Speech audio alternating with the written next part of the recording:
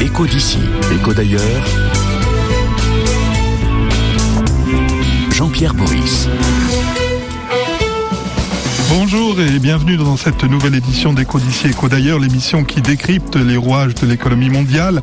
Aujourd'hui, vous l'entendez peut-être, nous ne sommes pas dans notre studio habituel de RFI, nous sommes au Palais du Pharo à Marseille où notre confrère, le journal La Tribune, organise une journée de débat consacrée aux Smart Cities, les villes intelligentes, les villes connectées.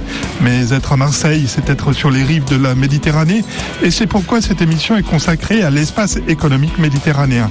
Il faut, me semble-t-il, le rappeler aujourd'hui, la Méditerranée n'est pas seulement un cimetière pour migrants fuyant la guerre et la misère, ce n'est pas seulement le gagne-pain de réseaux de passeurs, c'est aussi une zone d'échanges commerciaux, touristiques, industriels, une zone de production agricole. C'est à toutes ces problématiques et à la question de l'émergence ou non d'une véritable unité économique méditerranéenne qu'est donc consacrée cette émission grâce aux invités que je vous présente maintenant. Écho d'ici, écho d'ailleurs, sur RFI. Bonjour Mourad Ezzine. Bonjour. Vous dirigez le Centre pour l'intégration en Méditerranée, c'est une émanation de la Banque mondiale. Pourquoi est-ce que la Banque mondiale s'intéresse à cette question, l'intégration en Méditerranée ? Le centre a été formé à la suite du constat que la région méditerranéenne est la région la moins intégrée au monde. Elle compte à peu près 5% de la population mondiale, et je parle du sud de la Méditerranée, produit 3% de la richesse, mais les échanges ne représentent que 2% ou moins entre les pays. Et cette situation conduit à des problèmes énormes dont nous allons parler au cours de cette émission en particulier, mais laissez-moi citer aussi que aujourd'hui, ce qu'on est en train de voir, les problèmes des migrations, les problèmes de la violence qui se propagent, la fragilité des pays et les conflits sont aussi une conséquence du fait que, en se privant d'une meilleure intégration économique, les pays se sont privés de la possibilité de créer de la richesse et de nombreux emplois. Alors à mes côtés également Tahar Rahmani. Bonjour Tahar Rahmani. Bonjour. Vous êtes le délégué général d'ACIM, l'Agence pour l'entrepreneuriat en Méditerranée. Quel est le dernier projet auquel vous avez contribué ? L'agence ACIM est une agence tournée vers l'entrepreneuriat, comme vous l'avez indiqué. C'est-à-dire que notre mission est de renforcer les capacités des agences d'aide à la création d'entreprises au Maghreb et au Liban. On forme les personnels de ces agences pour mieux accompagner les porteurs de projets, mieux pourvoir à l'emploi, à la création d'activités par les jeunes et les femmes notamment.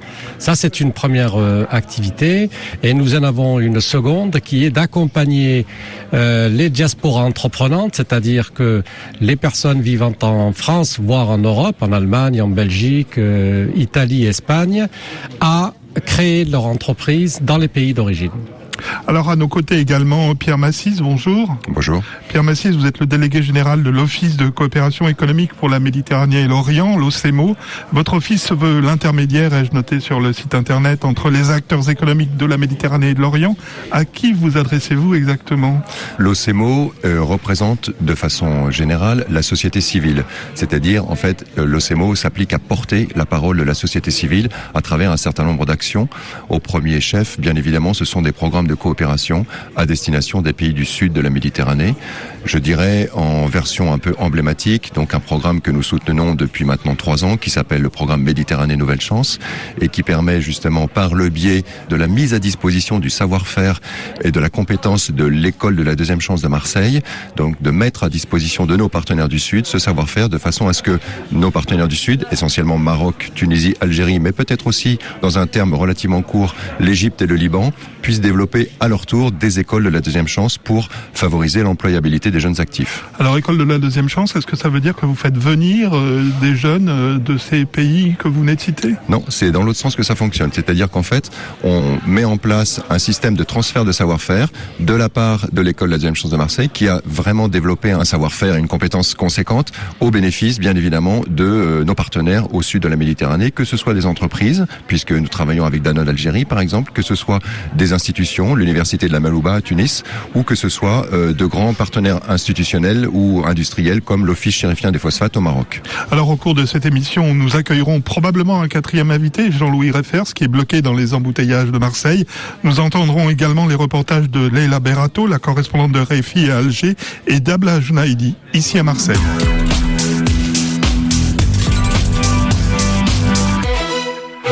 Nous avons fait un pas de plus vers notre objectif de faire de la Méditerranée un trait d'union et non pas une barrière. Sur le plan économique, c'est la réaffirmation des objectifs de zone de libre-échange à échéance 2010 et aussi la multiplication des indispensables projets de co-développement si l'on veut éviter que des hommes, des femmes ne quittent leur terre au motif qu'ils ne peuvent pas y vivre. C'est à travers la Méditerranée que l'Europe et l'Afrique se construiront une destinée commune. C'est à travers la Méditerranée que l'Europe et l'Afrique tendront la main à l'Orient. Car si l'avenir de l'Europe est au sud, l'avenir de l'Afrique est au nord. J'appelle tous ceux qui le peuvent à s'engager dans l'Union méditerranéenne, parce qu'elle sera le pivot de leur Afrique, ce grand rêve capable de soulever le monde. Nous voulons faire en sorte que la France puisse être au rendez-vous des besoins du Maroc, mais aussi de ce grand continent qu'est l'Afrique. Et avec le Maroc, compte tenu des liens que nous avons tissés, eh bien, nous avons la possibilité de nous proposer à l'Afrique pour répondre à un certain nombre de ces sollicitations. L'énergie, le développement, la transition écologique, mais aussi les infrastructures. Nous allons nous projeter encore davantage pour financer des projets, pour vous aider à nouer des partenariats ou à investir au Maroc. Nous allons avoir cette politique de développement. Alors vous aurez reconnu par ordre d'entrer en scène en quelque sorte les présidents Chirac, Sarkozy et Hollande, celui-ci lors de son déplacement au Maroc il y a quelques jours. Ces déclarations, ces 10 ans de relations entre la France et la rive sud de la Méditerranée, Jacques Chirac, qu'on entendait il y a quelques instants s'exprimer à l'occasion du sommet Euromed de Barcelone en 2005, et il appelait de ses voeux une zone de libre-échange méditerranéenne, faute de quoi on assisterait à des mouvements migratoires. C'était une déclaration prémonitoire, Mouradezine ? C'est très important que vous rappeliez cette impulsion politique qui a été donnée à la Méditerranée, parce qu'aujourd'hui, il faut dire la réalité. La Méditerranée apparaît comme un rêve lointain, avec des pays en conflit, des pays fragilisés et des vagues de migration ou de violence qui passent d'un pays à l'autre. La réalité, c'est que on a mis l'accent, à mon avis, énormément sur la possibilité de faire des projets conjoints, sur l'économique, mais on a oublié que cet objectif économique ne se réalise mieux que lorsqu'il y a une volonté politique derrière et lorsqu'il y a la volonté des peuples de construire un espace commun en Méditerranée.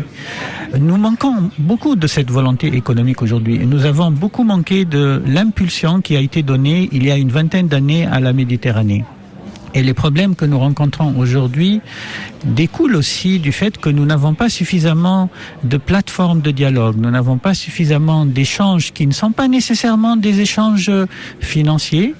On met beaucoup l'accent sur le fait que la Méditerranée se construira par des projets ou par des transferts de financement des pays riches vers les pays pauvres.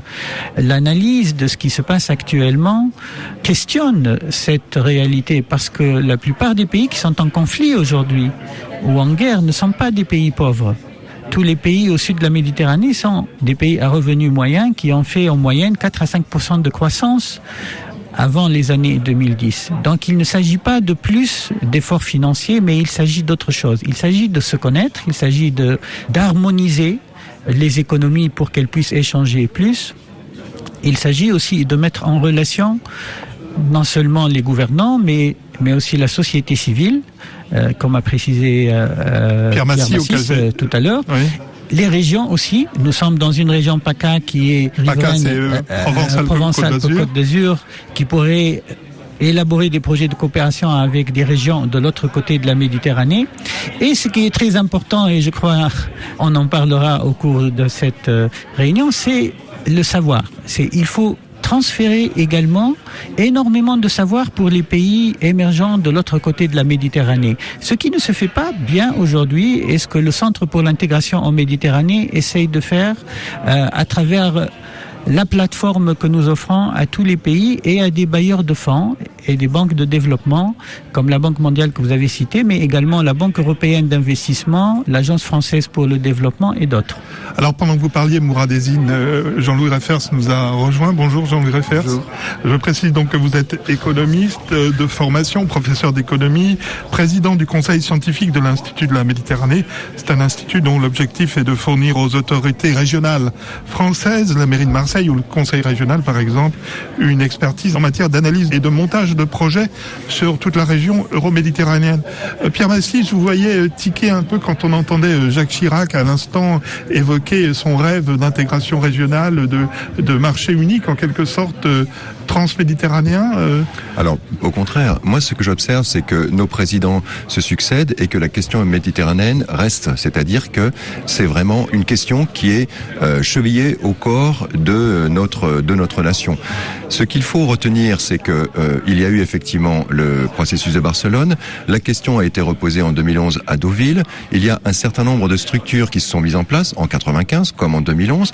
Et certes, parmi celles-ci, un certain nombre sont positionnées à Marseille. Et je pense que le fait de choisir Marseille comme point d'ancrage de la projection de la coopération ou de la diplomatie française vers la Méditerranée est symbolique et symptomatique de la volonté justement, alors on parlait du territoire Provence-Alpes-Côte d'Azur tout à l'heure et de la ville de Marseille, de favoriser et de dynamiser les échanges avec les pays du sud de la Méditerranée. N'oublions pas aussi donc qu'il y a des coopérations qui sont très très importantes entre la ville de Marseille et un certain nombre de villes méditerranéennes. Par exemple ? Avec la ville de Marrakech, par exemple, ou avec la ville de Tunis. Ce sont des coopérations techniques la plupart du temps, mais politiques également. Ou la région Provence-Alpes-Côte d'Azur, avec la région de Tanger-Tétouan, au Maroc. Donc ce sont vraiment des coopérations qui sont extrêmement efficaces, qui sont Qui aboutissent à quoi ? Qui aboutissent à des protocoles d'accord, qui aboutissent à des protocoles de collaboration technique la plupart du temps. Sur quel, par exemple, donnez-nous un exemple. Typiquement, par exemple, tout le savoir-faire, toute la compétence que la ville de Marseille a su développer et mettre en place autour de la technologie portuaire est exportable et est mise à disposition d'un certain nombre de ports, y compris d'ailleurs, je crois, et là je parle sous le contrôle du professeur Reiffers, peut-être avec des ports de Turquie, me semble-t-il. Je crois qu'il y a eu des protocoles récents qui ont été mis en place autour de ces dispositifs. Et ce qui est important aussi, c'est que nos régions du Nord, et notre région Provence-Alpes-Côte d'Azur, ou notre positionnement spécifique au nord de la Méditerranée, peut favoriser aussi les échanges sud-sud, les échanges entre les pays du Sud, parce que ceux-là sont très importants également.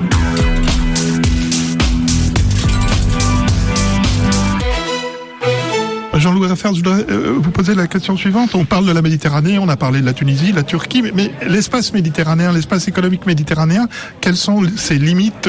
Quel est le bassin de population ? Est-ce que le professeur que vous êtes pourrait, en une minute, nous dresser ce portrait ? Oui, alors l'espace méditerranéen, c'est 250 millions de personnes. Si on le restreint au partenariat avec l'UE, c'est 400. Avec l'Union européenne, oui. Avec l'Union européenne. Le sentiment que j'ai, c'est pour avoir été associé au début de Barcelone, c'est qu'à ce moment-là, il y a pas 2005. En 1995, pardon. Il n'y avait pas beaucoup de relations effectives en société civile, mais il y avait un projet. C'est-à-dire qu'on pensait un projet global, la Commission européenne, l'Europe s'y était mis, tout le monde, tous les opérateurs, Banque mondiale, etc. Et puis ça s'est complètement délité, cette affaire-là. Tout est devenu segmenté, des petits projets bilatéraux, voire multilatéraux, des collectivités, une société civile qui a joué le jeu de manière extraordinaire. Donc à Marseille, vous avez je sais pas combien, je crois qu'on était les premiers.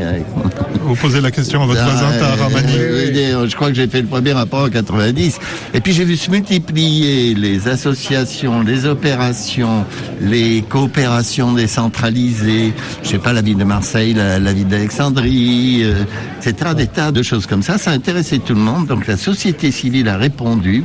Nous, on nous a mis en concurrence, finalement, les uns et les autres, avec une vision européenne qui se réduisait. Et aujourd'hui, la situation, elle est très paradoxale, parce que jamais on a senti un tel désir de Méditerranée, Et jamais ça a été aussi mal organisé. Pourquoi Tahar Rahmani? Vous partagez Oui, absolument. Je suis complètement d'accord avec ce que vient de dire Jean-Louis. Et je pense que les interviews que nous avons entendues tout à l'heure des 3 présidents successifs qui parlent chacun à leur tour de la Méditerranée, autant Chirac pour mettre en avant le fameux co-développement, et je vais y revenir, que Nicolas Sarkozy sur l'Union pour la Méditerranée, démarré effectivement en 95 avec ce que l'on sait, ou François Hollande avec la coopération avec le Maroc. Beaucoup d'intentions, parfois quelques possibilités d'intervention, mais très peu d'actes finalement. Moi, je me réjouis que aujourd'hui, malheureusement, à cause ou grâce à ce qui se passe aujourd'hui en termes de migration, avec tout ce que l'on sait, les choses commencent à bouger. Et commencent à bouger dans le sens où on comprend que agir, c'est d'abord agir dans les pays. Comment? En facilitant justement la problématique de l'emploi. L'une des solutions les plus évidentes pour nous, c'est de pouvoir faciliter la création d'emplois, la création d'activités pour ces populations de manière à pouvoir offrir une sortie et une sortie digne pour les jeunes et les femmes qui travaillent sur ces territoires. Ça me semble totalement évident et c'est une manière aussi de les fixer sur leur territoire pour pouvoir les développer. Mourad Ezzine, est-ce que vous partagez ce constat de Jean-Louis Effers que ces efforts politiques, économiques depuis des décennies se sont délités, qu'on a échoué en quelque sorte? Oui, absolument. Et j'ajouterai que aujourd'hui, il faut tirer les leçons de cet échec. Même si la situation semble compromise, les pays du Nord sont confrontés à une crise domestique et donc ils regardent à ce qui se passe dans leur pays. Les pays du Sud sont confrontés à la violence et essayent de mettre fin à cette violence. Mais c'est aujourd'hui le moment où il faut vraiment parler de Méditerranée, de l'intégration. Et en tirant les leçons du passé de ce qui n'a pas marché, on se rend compte que ces projets dont on rêvait, ces actions qui sont petites en général, très peu d'actions d'envergure, n'étaient pas bien préparées. Il n'y a pas eu le dialogue nécessaire, harmonisation des normes, harmonisation des politiques entre les pays. Il n'y a pas eu suffisamment de plateformes où on intègre le secteur privé, la société civile. C'est la faute à qui ? À tout le monde. Ce n'est pas la faute uniquement aux politiques. Il faut dire aussi que la situation en 1995, lorsque le processus est parti et même jusqu'à récemment, il y avait dans les pays du Sud une situation politique qui ne permettait pas à une grande partie de la population de s'exprimer, de participer dans la construction non seulement de cet espace méditerranéen, mais même dans la construction de leur propre pays. Aujourd'hui, nous avons avancé dans de nombreux pays. Il y a des conflits également, mais il y a une volonté chez les peuples et la jeunesse du Sud pour plus de participation, pour plus de démocratie. Et nous avons commis, je crois tous, ensemble, une deuxième erreur, c'est de ne pas avoir compris ce signal très fort qui est venu en 2010-2011 des pays du Sud. Les printemps arabes, aujourd'hui, on n'en parle plus, on les oublie. Mais pour moi, c'est une chance qui a été gaspillée. Sur le plan économique, vous voulez dire ? Sur le plan économique, oui, sur le plan politique, mais c'était le moyen de dire mettons en place ou renforçons les institutions européennes ou méditerranéennes qui existent, regardons de près ce qu'on est en train de faire. Jean-Louis Effers a mentionné toutes ces négociations bilatérales qui ont conduit à des avancées certaines avec certains pays. Mais on n'a pas su faire des négociations régionales où l'Europe parle aux pays du Maghreb en tant qu'entité potentiellement importante pour l'Europe elle-même. C'est un grand marché. Donc on parle avec le Maroc pour un accord avancé, on parle avec la Tunisie. Mais on parle un peu avec l'Algérie, mais différemment, mais on ne parle pas à ces pays ensemble. Et je crois qu'aujourd'hui, il faut revoir un peu ce qui s'est passé et essayer de repartir sur des situations qui regardent la Méditerranée et le bien public régional, parce que je voudrais revenir un peu à on y reviendra dans la deuxième partie de l'émission, Mourad Ezzine, parce qu'on est déjà au terme de la première partie de cet Éco-d'ici, Éco-d'ailleurs consacré à l'espace économique méditerranéen. Nous nous retrouvons dans quelques minutes après un flash d'actualité. Éco-d'ici, Éco-d'ailleurs sur RFI.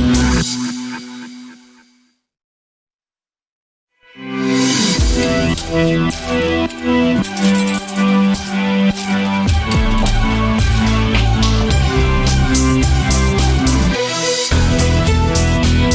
d'ici, écho d'ailleurs.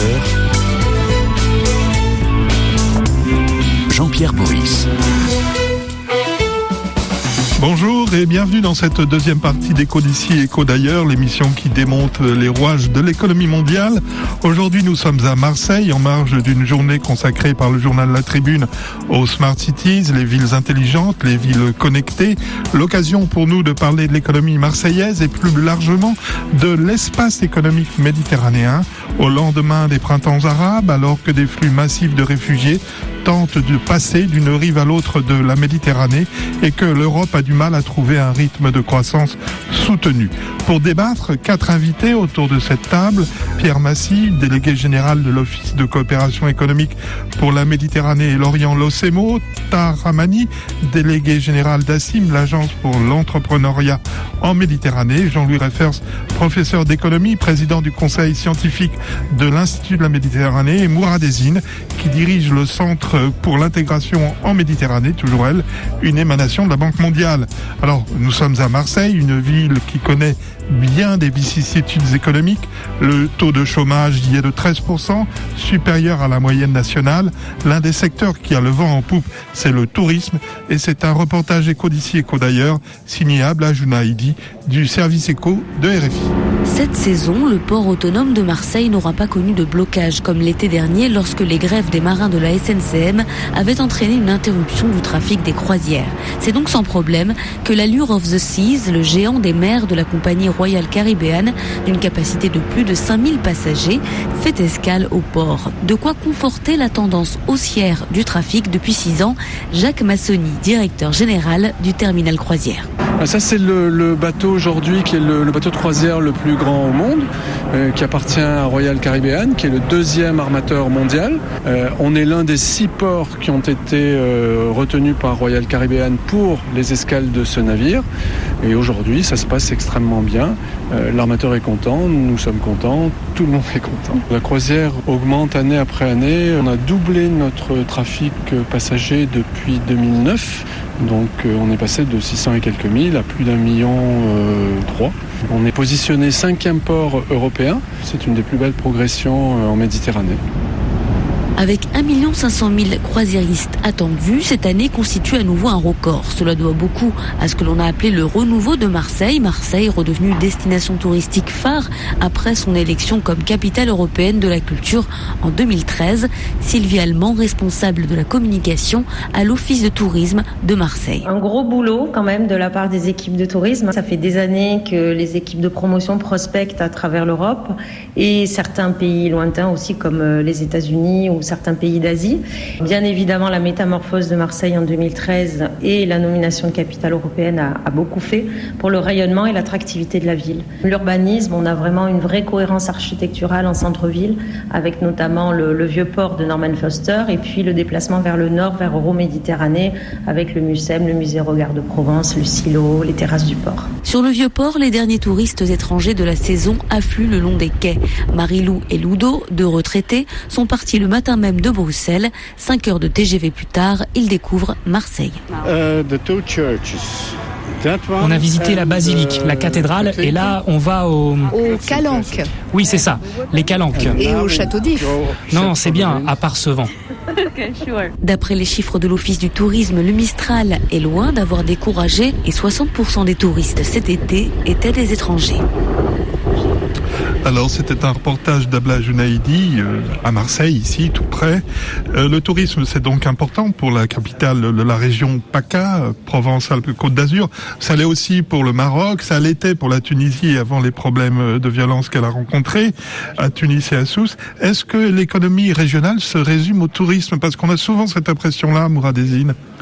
Non, absolument pas. L'économie régionale est beaucoup plus large que cela. Il y a les échanges économiques entre les pays. Le tourisme n'est pas une économie régionale, mais c'est un secteur où les pays peuvent collaborer, où on peut apprendre les uns des autres, et il y a effectivement beaucoup d'échanges qui se font. Mais je voudrais revenir au tourisme, comment il peut être affecté par des problèmes méditerranéens qui sont régionaux. Vous avez mentionné que la Tunisie a connu une très grande crise dans le tourisme qui peut être durable à cause d'un phénomène qu'elle connaît. Oui, qui peut être durable. Elle en souffre beaucoup cette année, mais qui va probablement perdurer et qui va mettre en question d'ailleurs le modèle de tourisme qui a été développé en Tunisie et qui doit être changé. Mais cette crise est due à 2 attentats en réalité, voilà. Ce qu'il faut comprendre, c'est que ces phénomènes peuvent frapper n'importe où. Ils ne sont pas liés géographiquement à la Tunisie. Donc nous sommes confrontés à une situation qui peut affecter le tourisme comme elle peut affecter d'autres secteurs. Et aujourd'hui, ce qu'on est en train de dire, c'est qu'il faut travailler sur les phénomènes profonds qui affectent l'économie méditerranéenne et qui finissent par avoir un impact négatif si on ne fait pas attention et si on ne les prend pas suffisamment à l'avance. Et la stabilisation de la région passe par l'intégration, passe par la création de plateformes de dialogue et par des programmes régionaux. On constate qu'on est affecté par les migrations aussi. On est affecté par un certain nombre de phénomènes qui sont extérieurs aux frontières des pays qui les subissent. Jean-Louis Greffers, malheureusement, vous pensez aussi qu'on est affecté, que la Méditerranée est affectée par ces problèmes de migration ? Sur le plan économique, c'est un problème ? Non, je crois plutôt qu'on a un problème de modèle de développement. Je vais revenir à votre question sur Marseille. Vous avez devant vous quelqu'un qui est en situation de schizophrénie totale. Moi, en l'occurrence, d'un côté, je suis président de l'école de la deuxième chance. Je m'occupe du 3e arrondissement de Marseille, qui est l'arrondissement le plus pauvre de France, qui était d'Europe. Et de l'autre côté, on se demande comment développer l'attractivité, les croisières, les vous voulez dire que c'est moi qui vous place dans une situation de schizophrénie ? Non, c'est le modèle économique tel qu'il se développe partout. C'est ça notre problème. C'est-à-dire qu'on doit être au point dans la compétitivité internationale et en même temps, si possible, rattraper. Or, la logique économique, elle a complètement changé. Ce que vous gagnez comme argent dans la compétitivité internationale, que ce soit par le tourisme, par les supermarchés, par tout ce que vous voulez, ça va se replacer à Londres, à New York, etc. Et la redistribution vis-à-vis des gens qui nécessairement ne sont pas là-dedans, eh bien, elle s'élargit. Elle ne se fait plus. C'est plus possible. Donc l'espace social, il se dilate. Et c'est tout le problème du tourisme marseillais. Je veux dire, on va avoir un développement du tourisme marseillais, mais il faut arriver à monter en gamme en ligne, c'est-à-dire qu'il faut que les 40 000 jeunes, les 40 000 personnes dans les quartiers difficiles, ils restent pas dans cette situation-là, parce que d'un côté, vous avez le discours qu'on vient d'entendre sur les croisières, et de l'autre côté, on va vous dire, il y a eu un attentat, il y a eu 30 personnes de la Castellane qui sont jugées aujourd'hui, etc. Cette espèce d'opposition là partout en Méditerranée. Alors ça c'est le danger, mais c'est aussi la force de la Méditerranée, parce que c'est en Méditerranée qu'on inventera la solution. Il faut créer un système plus intégrateur au niveau régional et au niveau national, et il faut faire en sorte qu'il y ait une certaine résilience. C'est-à-dire la résilience, c'est par exemple la grande distribution. Si vous mettez la grande distribution au sud de la Méditerranée, vous n'avez plus de souk. Vous n'avez plus de souk. Et quand vous avez un problème en Chine, qu'est-ce qu'on va attaquer ? C'est les carrefours. Donc le problème, c'est d'en faire, bien entendu. Mais il faut absolument prendre des mesures qui permettent à la petite entreprise, à l'artisanat, au petit commerce, etc., de survivre. Si vous les marginalisez, vous avez la crise. Donc on a derrière les printemps arabes et derrière la difficulté des migrants, on a un problème de modèle économique à revisiter, où il faut à la fois être compétitif, ouvert, et il faut que l'ensemble de la société avance en ligne. C'est ça l'enjeu. Et c'est ça qu'on ne sait pas faire. Tahar Rahmani, vous êtes actif dans les milieux de l'entrepreneuriat. Est-ce que ce modèle économique, vous constatez aussi qu'il ne fonctionne pas, que... Ce que l'on constate à Marseille est constaté dans d'autres capitales du Maghreb, par exemple, où il y a des efforts effectivement de développement des villes, de développement urbain. Ce que vous avez montré sur la ville de Marseille, qui est formidable. Marseille, par rapport à il y a une quinzaine d'années, a évolué de manière considérable. Mais, parce qu'il y a un mais extrêmement important, c'est le développement des quartiers en difficulté, c'est le développement d'un certain nombre de territoires qui sont délaissés et sur lesquels il y a un effort considérable à faire en matière d'emploi, en matière d'accompagnement à l'insertion. Ce qui est constaté à Marseille est constaté à Casablanca, est constaté à Tunis ou est constaté à Alger. C'est-à-dire que nous sommes face à une jeunesse qui se désespère. Les printemps arabes, c'est effectivement un cri d'espoir et de liberté et de démocratie, mais c'est aussi un cri par rapport à la crise sociale que vivent les jeunes notamment. C'est sur cela que, me semble-t-il, l'accent doit être mis. On va quitter un peu le tourisme. Pierre Massy, est-ce que, paradoxalement, la crise chinoise, la hausse des coûts de production en Chine, peut être une chance pour ces pays méditerranéens de récupérer une partie de la production qui, en ce moment, est en Chine ou dans les pays asiatiques ? Bien sûr, non seulement la crise chinoise, mais aussi l'attention qui est de plus en plus portée au bilan carbone des produits qui arrivent à nos frontières. Ils coûtent beaucoup moins cher et la réactivité des pays tunisiens, marocains, algériens est beaucoup plus rapide que celle des pays, enfin qui sont les ateliers de la Chine maintenant, c'est-à-dire le Laos, la Birmanie, etc. Qu'appelez-vous la compétitivité carbone ? C'est le coût en carbone que présente chaque objet, chaque bien qui est fabriqué de l'autre côté des continents. C'est un avantage écologique. Bien sûr, c'est un avantage écologique. Un t-shirt qui va avoir une empreinte carbone très importante devra être délaissé au bénéfice d'un t-shirt qui sera fabriqué de l'autre côté de la Méditerranée. Mais je voudrais revenir sur tout ce qui a été dit de façon très importante et vraiment en martelant quand même un point fondamental qui est celui de l'intégration. Cette intégration, alors on parle effectivement des biens et des services qui pourraient être transférés des pays asiatiques vers les pays du sud ou de l'est de la Méditerranée. C'est une des solutions, mais au-delà de ça, cette intégration qui aujourd'hui a des difficultés, on le voit bien, à être régionale, indépendamment des efforts qui sont développés par des entités institutionnelles telles que l'Union pour la Méditerranée, cette intégration est fondamentale. Et cette intégration, elle se construit pas à pas à travers un certain nombre de projets. Donc j'ai cité Méditerranée Nouvelle Chance, avec bien évidemment le positionnement emblématique de l'école de la deuxième chance tout à l'heure.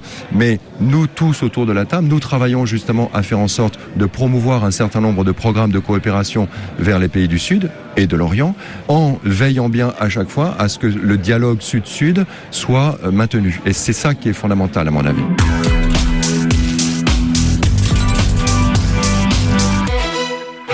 Alors vous êtes bien sur RFI, Éco d'ici, Éco d'ailleurs, où nous parlons de l'espace économique méditerranéen avec 4 invités, Tahar Rahmani, Pierre Massy, Mourad Ezzine et Jean-Louis Refers. Parmi les pays du Sud que nous avons assez peu cités, il y a l'Algérie, un pays où les premiers investisseurs étrangers sont les Français, mais il y a aussi, il faut le souligner, des Syriens, des Turcs, qui viennent par exemple d'ouvrir une usine dans le textile. Le gros des investissements concerne l'agroalimentaire dans la région de Blida, à 50 km au sud d'Alger. L'association Bretagne Internationale accompagne des producteurs de lait. C'est un reportage Éco d'ici, Éco d'ailleurs, signé Leïla Berato. Le début, c'était un petit peu difficile. On travaillait à la façon traditionnelle. Imen, 33 ans, gère avec son mari Samir une petite exploitation de 10 vaches laitières. Il y a un an, ils ont participé au programme Alban, lancé en partenariat avec une entreprise française, Bretagne Internationale. J'ai appris l'alimentation, la santé, l'entretien en général, l'insémination artificielle. J'ai été suivie dès le premier pas. Alors j'ai commencé les formations avec eux. On a travaillé en collaboration. On faisait des ateliers juste ici, en étape. J'ai appris beaucoup de choses. Et maintenant, je suis devenue une pro. Pendant un an, des agronomes, des vétérinaires, mais aussi des éleveurs français sont venus les voir sur leur exploitation pour les aider à améliorer leur production. C'est d'ailleurs un jeune homme de Bretagne qui leur a donné le conseil le plus frappant, faire sortir leurs vaches de l'étable et leur construire un enclos. Il nous a dit, il n'est pas nécessaire de tout acheter, tu peux le faire toi-même. Je te montre, tu regardes bien. On a regardé et on l'a construit nous-mêmes. Au lieu de l'acheter 10 millions de dinars, ça ne nous a pas coûté 1 million. Ce sont des astuces qu'ils nous ont appris et qui nous permettent de travailler intelligemment. Et Samir confirme, les résultats sont là. Avant, en quantité de production, on faisait 15 litres de lait en moyenne par vache. Maintenant, on fait 25 litres et c'est grâce à Alban. 1 millier d'éleveurs dans 3 régions ont bénéficié du même programme qu'Imen et Samir. Et les autorités algériennes cherchent à lancer de nouveaux partenariats similaires, car la formation adaptée est l'un des besoins fondamentaux du pays. C'est ce qu'explique Mahamar Abri, ingénieur de la Chambre d'agriculture de Blida. Les connaissances techniques ou technologiques ou la technologie ne s'arrêtent pas. Notre rôle au niveau de la Chambre, c'est d'essayer d'apporter à l'agriculteur et à l'éleveur la mise à jour des technologies pour mettre le paquet, si on veut sauver notre agriculture et notre secteur. Si la production de lait s'est améliorée, la signature d'une convention entre Algériens et Bretons a permis 21 accords de partenariats commerciaux entre des entreprises des deux rives et 10 sociétés françaises devraient s'implanter en Algérie. Alors c'était un reportage de Leila Berato à Alger. C'est le modèle de ce qu'il faut faire, Mouradezine, cette coopération franco-algérienne ? Écoutez, je trouve cet exemple excellent parce qu'il montre d'abord que c'est le genre de projet qui ne coûte pas très cher, où on transfère un savoir-faire qui permet à la création d'entreprises, donc d'emplois et de richesses. En plus, deuxièmement, ça touche un secteur où j'ai découvert récemment que l'Algérie importe pour 2,5 milliards d'euros de lait en poudre. Donc il y a énormément à faire, ne serait-ce que dans ce secteur uniquement. Et troisièmement, ce qui me choque en écoutant cela, c'est de voir que cet été en Tunisie, il y a eu une surproduction de lait et les fermiers ont dû déverser leur lait dans les oueds. Ce qui montre que les échanges qu'il peut y avoir entre l'Algérie et la Tunisie qui auraient pu éviter un tel gaspillage de ressources ne se font pas aujourd'hui naturellement. Donc nous sommes confrontés, grâce à cet exemple, au vrai problème, au vrai blocage qu'il y a autour de la Méditerranée. Les échanges entre les pays du Sud... Ce reportage, justement, montre quelque chose de très bien, mais qui ne se fait pas suffisamment. C'est qu'il y a un très grand potentiel d'échange dans tous les secteurs. Aujourd'hui, ce qui est fait est vraiment minime par rapport à ce qu'il faudrait faire. Pierre Massy, vous êtes d'accord ? Ce qui se fait est minime par rapport à ce qui devrait se faire ? Alors, c'est déjà ça. Alors nous, structure de coopération, nous essayons d'en faire le maximum, bien évidemment, mais les moyens, les ressources sont limités. Je pense que, encore une fois, cette intégration, cette coopération se fait pas à pas.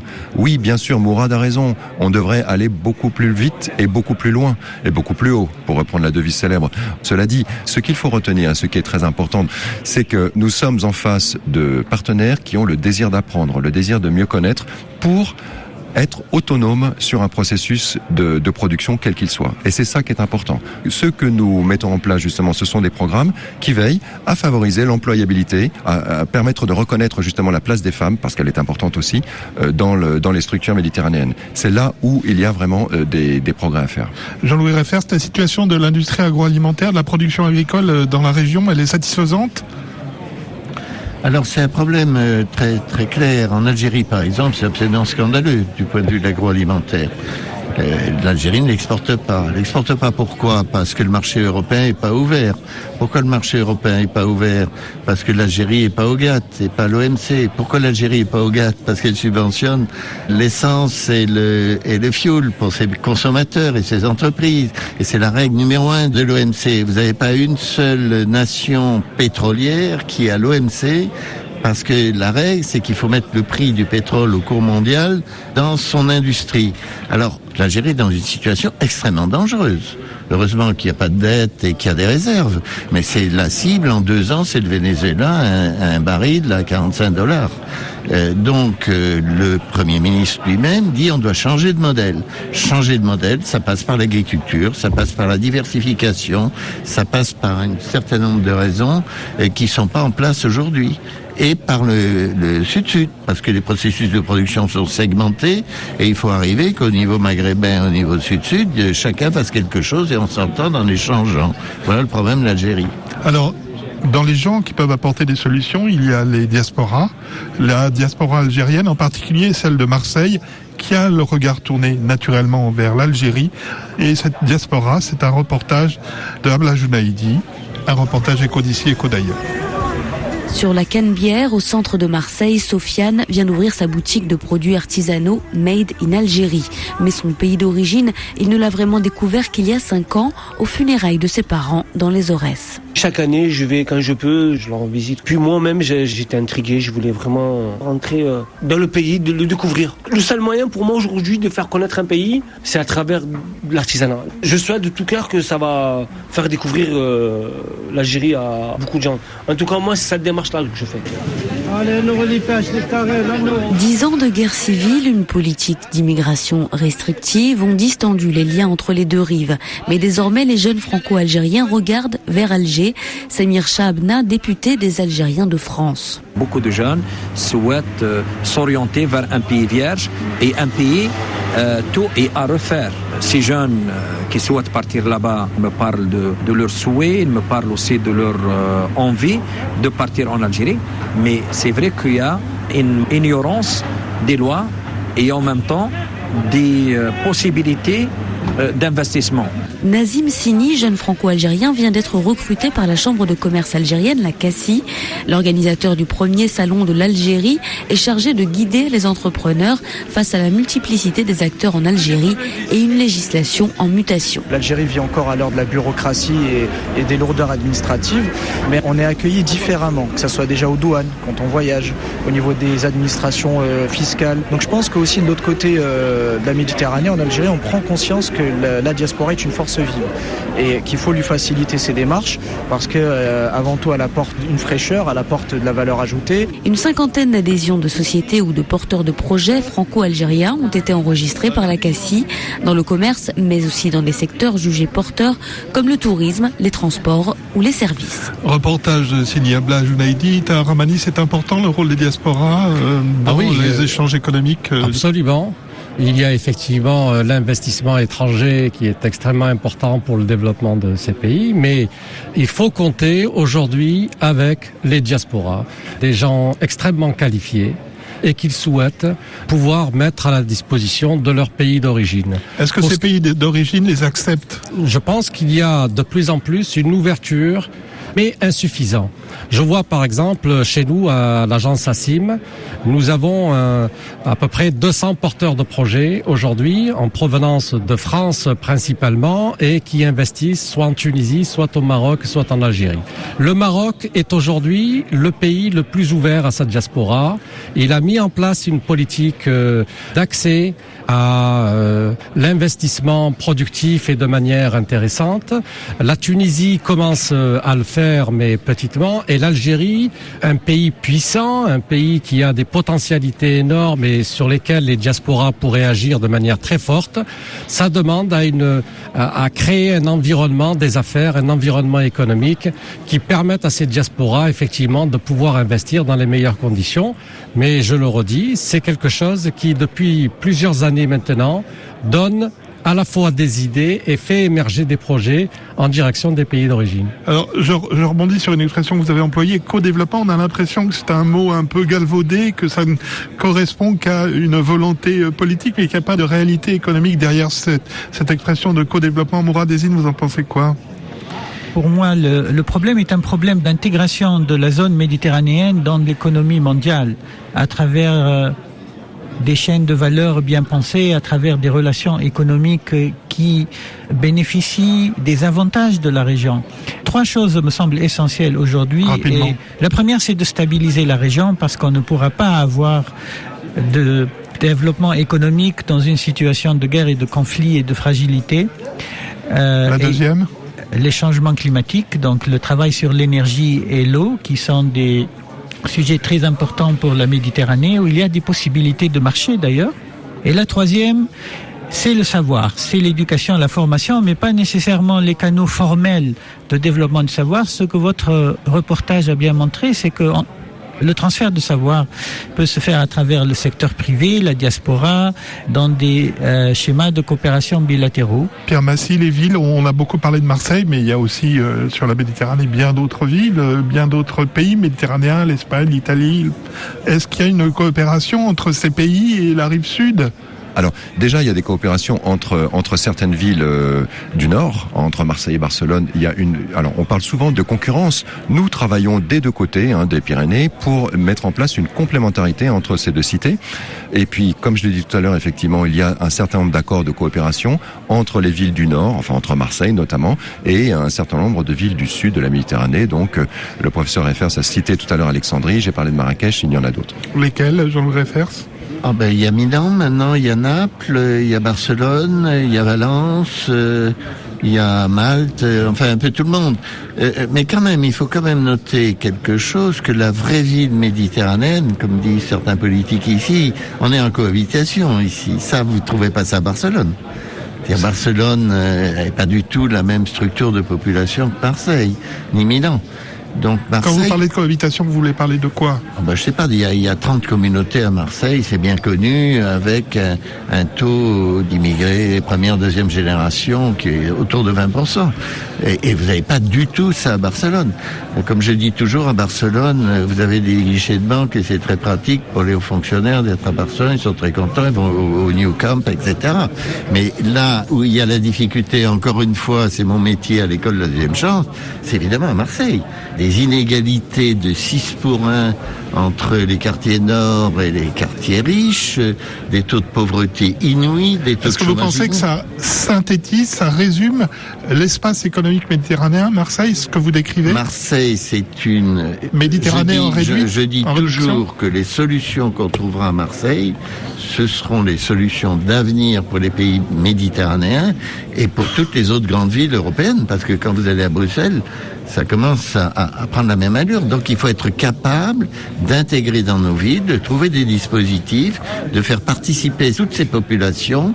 Et ça, c'est l'enjeu futur du modèle développement. Eh bien, c'est le mot de la fin, Jean-Louis Reifers. Cette émission Éco d'ici, Éco d'ailleurs est maintenant terminée. Nous parlions, vous l'aurez compris, de l'espace économique méditerranéen. Merci à vous quatre, Jean-Louis Reifers, Tahar Rahmani, Pierre Massy et Mourad Ezzine d'y avoir participé. Merci aussi à Mathieu Salabert qui a réalisé et mis en onde cette émission. Je vous dis à la semaine prochaine.